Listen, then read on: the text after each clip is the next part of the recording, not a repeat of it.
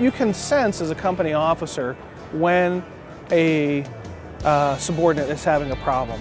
And really, I found myself hesitating to reach out to them because I didn't know what to do in the way of advice. If I said, is there something I can help you with? I was afraid that they would tell me what the problem was and I wouldn't know how to get them the help.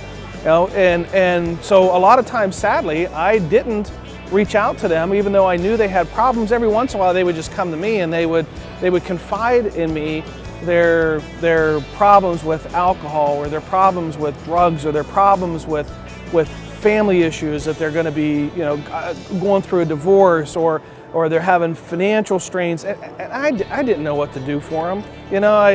I found myself in an odd place of not being able to give them good advice because I didn't know what advice to give them, and I didn't have a place to turn to say, here's where you need to go to get some help.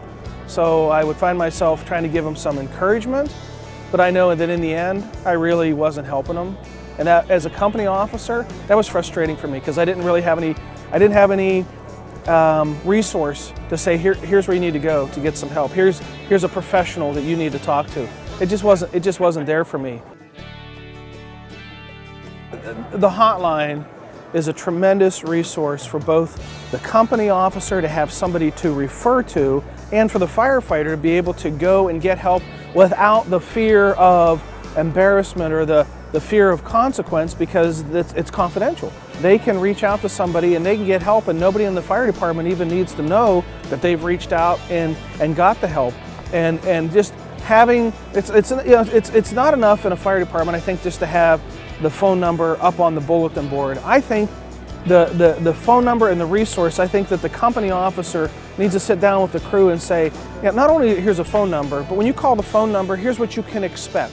So, and we've had some discussions, we've done a podcast. What can they expect when they call?